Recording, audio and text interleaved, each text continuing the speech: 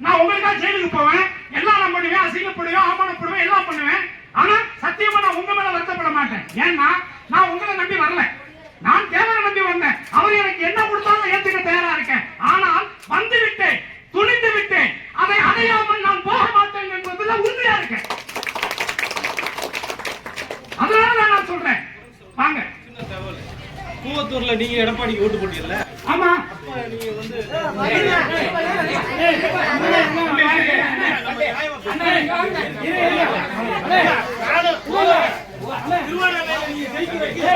அரசியல வந்து எல்லாம் பேசுறாங்க.